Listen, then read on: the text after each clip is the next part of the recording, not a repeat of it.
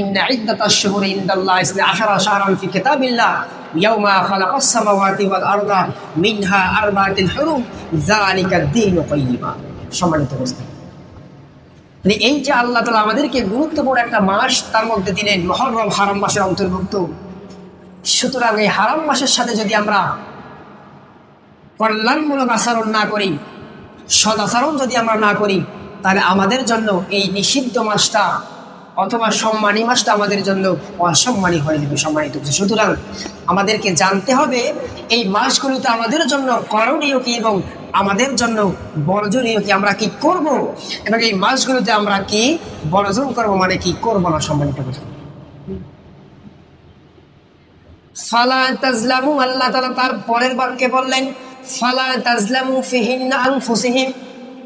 এই যে চারটা তোমাদেরকে আমি মাস দিলাম, সম্মানিত চারটা তোমাদেরকে আমি মাস দিলাম, সুতরাং এই চারটা মাসে তোমরা ফালা তাজলামু, তোমরা নিজের সাথে জুলুম করবা না, তোমরা নিজের সাথে অত্যাচার করবা না। কারণ সম্মানিত মাসে আল্লাহ রাব্বুল আলামিন দুনিয়ার অনেক ঘটনা ঘটিয়েছেন।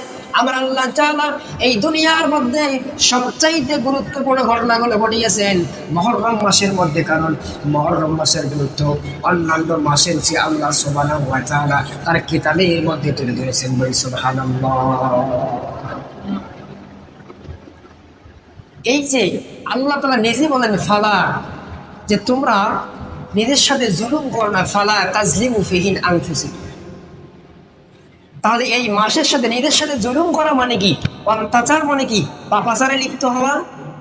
এখন পাপাচার বলতে আপনার থিওরিতে যা আসে তাই পাপাচার। সুতরাং আমি হয়তো বা 2-4টা কথা বলবো, পরের বাক্য স্টপ করে দিলে এখানে দাড়ি দাম যদি টেনে দেয়, আপনি বলবেন যে এই 4টা কাজ থেকে মানে হতে নিষেধ করেছে, এমনটা নয়। যেটা কাজ শরীয়তের মধ্যে নিষিদ্ধ, যেটা নাজায়েজ, যেটা হারাম, যেটা অবৈধ, সে কাজগুলো আমরা করবো না ইনশাআল্লাহ তাআলা। সম্মানিত উপস্থিতি, এটা আমরা পেলাম কোরআনুল কারীম থেকে। এটা একটু বড় আয়াত আরো আছে, আমরা দেখে যাচ্ছি না, আমরা এখন রাসূলুল্লাহ সাল্লাল্লাহু আলাইহি ওয়াসাল্লামের হাদিসের দিকে যাচ্ছি।